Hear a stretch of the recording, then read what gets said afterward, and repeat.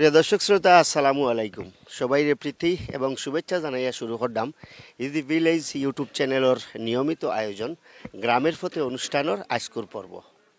দর্শক শ্রোতা, আজকে আমরা যেই গ্রামে আইছি এই গ্রামটার নাম হইল মোহাম্মদপুর গ্রাম। মৌলভীবাজার জেলা সদরের অন্তর্গত গিয়াসনগর ইউনিয়ন পরিষদের ৫ নম্বর ওয়ার্ডের আওতাভুক্ত একটা গ্রামের নাম মোহাম্মদপুর। দর্শক, এই মোহাম্মদপুর গ্রামরে একসময় এই এলাকার স্থানীয় মাইমুরব্বী হলে মামনপুর হিসাবে আখ্যায়িত কর্তা কিংবা মামনপুর হিসাবে উল্লেখ কর্তা, কিন্তু লেখায় পড়ায় এই গ্রামের নাম মোহাম্মদপুর। মোহাম্মদপুর খুব ছোট্ট একটা গ্রাম। মৌলভীবাজার জেলার বাণিজ্যিক রাজধানী শ্রীমঙ্গল থানা এবং মৌলভীবাজার সদর থানার ঠিক মধ্যবর্তী স্থানও বৈরব বাজার তাকিয়া হাতর বৈরব বাজারের ঠিক মধ্যখান থাকি হাতের ডাইনে যে রাস্তাটা ঢুকছে এই রাস্তাটা ব্যবহার করিয়া এই মোহাম্মদপুর গ্রামে আসতে হয় আমরার। হাওর বেষ্টিত ছোট্ট একটা গ্রাম মোহাম্মদপুর। আজকে আমরা মোহাম্মদপুর গ্রামের বিশেষ বিশেষ কিছু স্থাপনা চলচ্চিত্র আপনারা দেখানোর চেষ্টা করব। প্রিয় দর্শক, আপনার পছন্দের কোনো গ্রাম কিংবা পছন্দের এলাকা যদি দেখতে হয় তাহলে অবশ্যই কমেন্টের মাধ্যমে আমরার সাথে যোগাযোগ করবা। গ্রামের ঠিকানা এবং মোবাইল নাম্বার যোগাযোগ কিংবা কন্ট্যাক্ট নাম্বার দিয়ে আমরা সাথে যোগাযোগ করবা। ইনশাআল্লাহ আমরা পৌঁছে যাইমু আপনার পছন্দের এলাকা কিংবা পছন্দের গ্রামও, এবং যত তাড়াতাড়ি সম্ভব দেখানোর চেষ্টা করবো আপনার গ্রাম। দর্শক শ্রোতা, তাইলে সাথে থাকুন, আমরা উপভোগ করবো আজকে ছোট্ট মোহাম্মদপুর গ্রাম। এখনও যারা আমরা চ্যানেলটা সাবস্ক্রাইব করছেন না তারা আমরা চ্যানেলটা সাবস্ক্রাইব করবা, লাইক কমেন্ট শেয়ার দিয়া অবশ্যই আমরা সাথে থাকবা। চলেন কথা না বাড়াইয়া ঘুরিয়া দেখি মোহাম্মদপুর গ্রাম।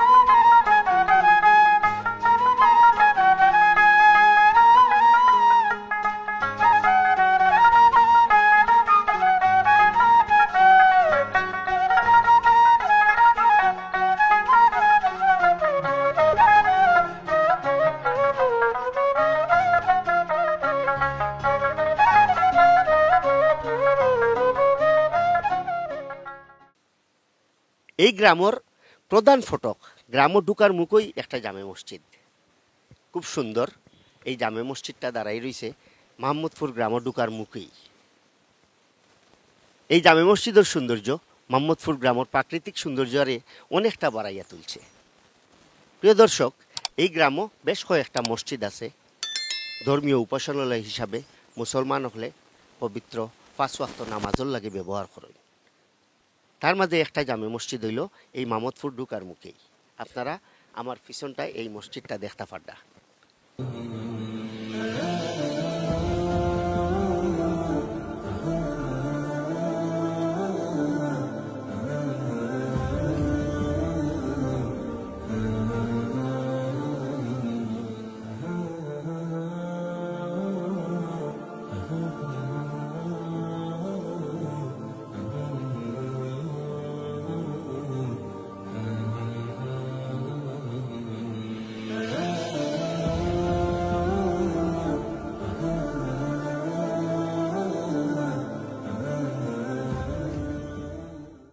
কিছুদিন আগে গেছে অগ্রায়ণ মাস, অগ্রায়ণ গিয়া পৌষ হইয়া ঢুকছে। পৌষ মাসে এখন সম্ভবত বুরু ক্ষেত খরাওয়ার। অগ্রায়ণ মাসের ধান কাটার পরে আপনারা দেখরা বিস্তীর্ণ ছড়াকার কত বড় বিশাল মাঠ, এগুলো কিন্তু দানি জমিন। এই দানি জমিনও অগ্রায়ণ মাসও যেহেতু ধান কাটা হয়ে গেছে, এখন আবার নতুন করে বরু ক্ষেতর শুরু হয়েছে, বরু ফলানিওর রুয়াওর। আপনারা দেখরা যে মোহাম্মদপুর এলাকার স্থানীয় মুরব্বী আমার এই চাচায় ধান জমিনও রুইরা বরু ক্ষেতর এখন আমরা চাচার সাথে দুইটা কথা কইমু, আমরা জানার চেষ্টা করমু যে চাচা কিরকম কতকিয়ার জায়গার মাঝে চাষ করডা বা বুরুক্ষেত করছেন কতকিয়ার জায়গাত, এবং চাচার পরিচয় জানার চেষ্টা করমু। আসসালামু আলাইকুম। আসসালামু আলাইকুম। চাচা আপনার নাম কিতা? মোশাহিদ মিয়া। আপনার বাড়িটা? আমার বাড়ি মোহাম্মদপুর। ও এলাকার স্থানীয় নি আপনি? এটা কি কিজাত দান রুয়াইরা? এটা হইল গিয়া ইরা 1 নম্বর। ইরাখা? ইরা 1 নম্বর। ইরা 1 নম্বর। তো ইগু কত কিয়ার জায়গা ক্ষেত কররা? আমরা তো হইল গিয়া 30 শতকে হইল গিয়া কিয়ার নানি, তা আমি 7 কিয়ার জায়গা করতাম। ওখানটা তারও 6 কিয়ার আছে আছে। আর এখানেও 2 কিয়ার।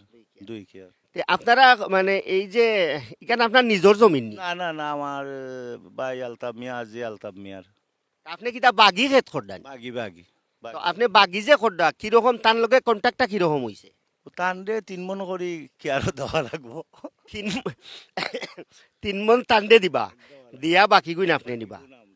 এর আগে আপনি কোনো মানে অগ্রায়ণও কিতাব ফলাইছিলা? স্বর্ণফাস। স্বর্ণফাস কেমন হয়েছিল ফসল? 30 হয়েছে নাকি 16 মন্দর হয়েছে, 16 মন্দর হয়েছে।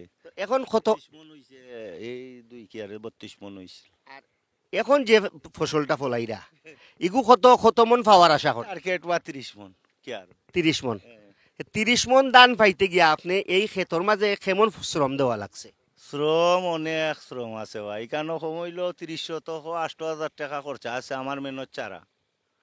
এখানোর মাঝে 40 কিয়ারোর মাঝে আমি 40 কেজি দিছি, মাটিয়া সার দিছি প্রত্যেকটা জায়গার মাঝে, আরো গুফর দিছি।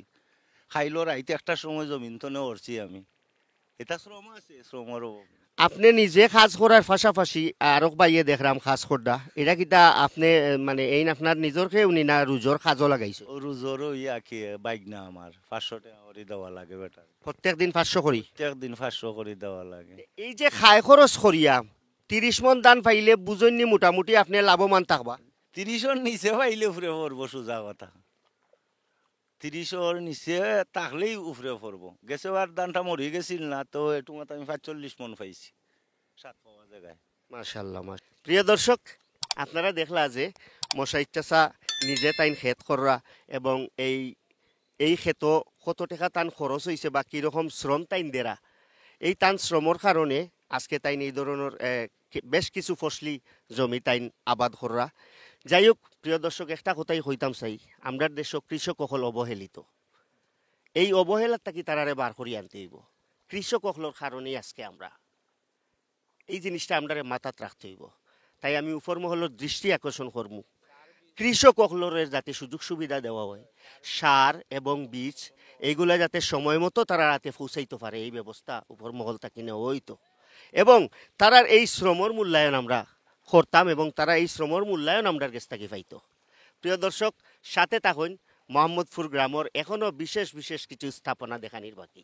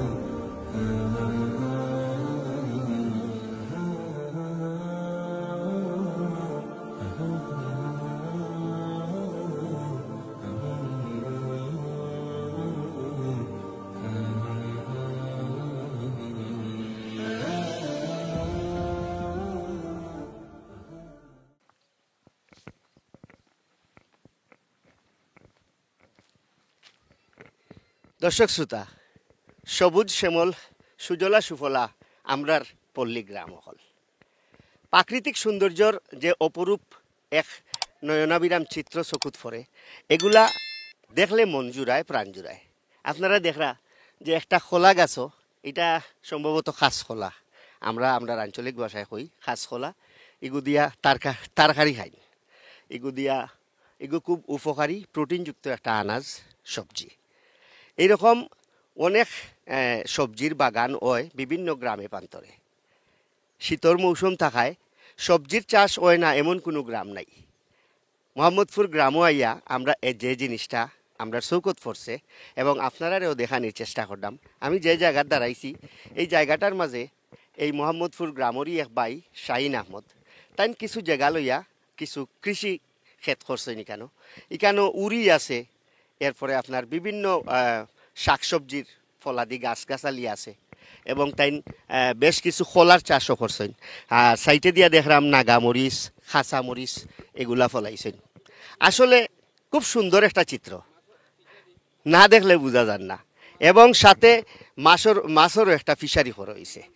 এবং সবচাইতে বড় কথা হইল গ্রামের যে একটা চিত্র, গ্রামের যে একটা রূপ, এই ধরনের চিত্র না দেখলে গ্রামের সৌন্দর্য ফুটিয়া ওঠে না। প্রিয় দর্শক, আপনারা সাথে থাকুন। মোহাম্মদপুর গ্রামটা এখনো ঘুরিয়া দেখার অনেক বাকি।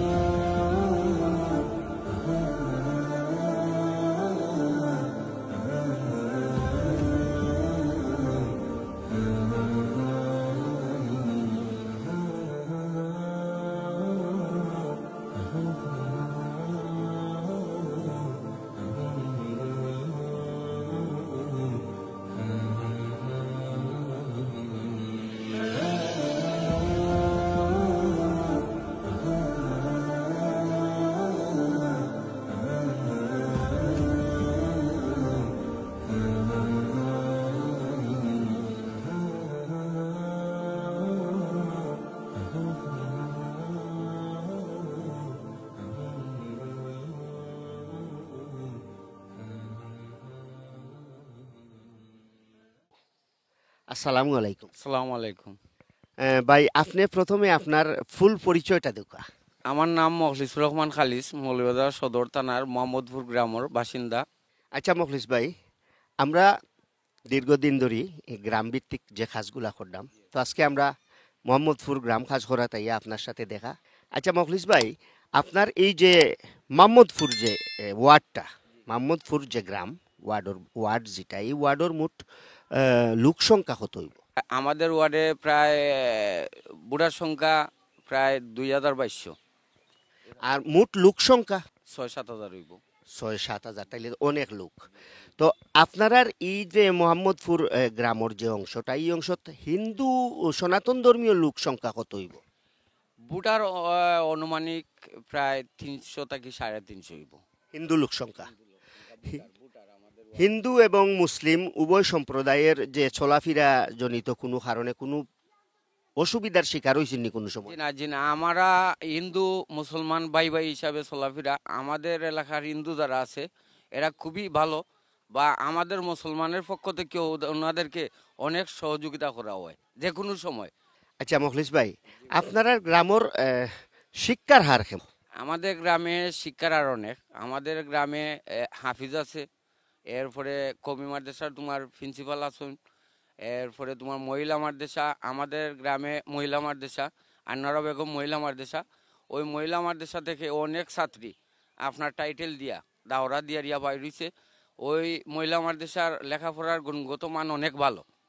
আমি আর একটা জিনিস জানতাম চাইরাম মখলিস ভাই, আপনার গ্রামের যে যোগাযোগ ব্যবস্থা যেটা বা রাস্তাঘাটগুলা, এগুলা কতটুকু স্বয়ংসম্পূর্ণ, বা মৌলভীবাজার কিংবা শ্রীমঙ্গল কিংবা বৈরব বাজার থাকি আপনার অঞ্চল আইতে হইলে কতটুকু সময়ের ভিতরে আওয়া যাওয়া করতে পারেন, আর যোগাযোগ ব্যবস্থার মান কিতা?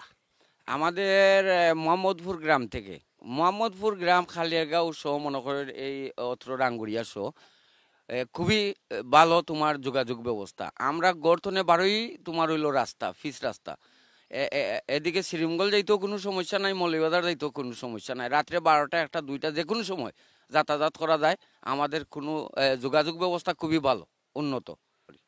ধন্যবাদ আপনারে, আসসালামু আলাইকুম। আপনারাও ধন্যবাদ, আসসালামু আলাইকুম। আপনারা অনেক কষ্ট করে মৌলভীবাজার থেকে আসছেন, আমাদের গ্রামের ঐতিহ্যটা তুলিয়া ধরার জন্য আপনাদেরকে সবাইকে ধন্যবাদ। দর্শক শ্রোতা, স্বতঃস্ফূর্তভাবে আমরা কিছু কথাবার্তা শুনলাম জনাব মখলিসুর রহমান খালিস ভাইয়ের কাছ থেকে। মোহাম্মদপুর গ্রামের স্থানীয় বাসিন্দা, মোহাম্মদপুর গ্রাম সম্পর্কিত যে তথ্যগুলো আমরা জানলাম আপনারা জানানোর চেষ্টা করলাম। অবশ্যই আপনারা ভালো লাগবে দর্শক, সাথে থাকুন। এখনও আমরা ঘুরিয়া দেখার অনেকটা বাকি রয়ে গেছে মোহাম্মদপুর গ্রাম।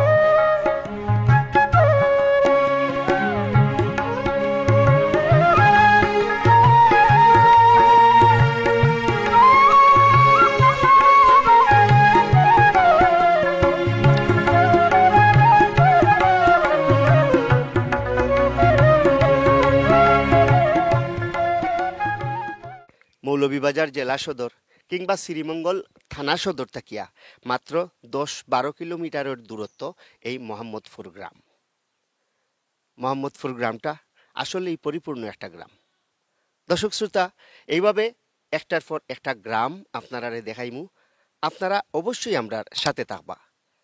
হ্যাঁ, আরও একটা কথা, আপনার পছন্দের গ্রাম, পছন্দের এলাকা দেখতে হইলে অবশ্যই কমেন্টের মাধ্যমে গ্রামের নাম, যোগাযোগ নাম্বার দিয়া আমরারে শেয়ার করবা এবং ইনশাআল্লাহ আপনার গ্রাম, আপনার এলাকাত পৌঁছে যাইমু আমরা, এবং যত তাড়াতাড়ি সম্ভব ইজি ভিলেজ ইউটিউব চ্যানেলের মাধ্যমে আপনার গ্রাম দেখানোর চেষ্টা করব। প্রিয় দর্শক, এখনও যারা চ্যানেলটা সাবস্ক্রাইব করছেন না, চ্যানেলটা সাবস্ক্রাইব করবা, লাইক, কমেন্ট, শেয়ার দিয়া অবশ্যই ইজি ভিলেজ ইউটিউব চ্যানেলের সাথে থাকবা। আবারও দেখা হইব কোনো এক নতুন গ্রাম নিয়া, গ্রামের পথে অনুষ্ঠানও আমি আহমদ শওকতরে। আপনারা সকল ভালো থাকবা, সুন্দর থাকবা, সুস্থ থাকবা। আল্লাহ হাফেজ।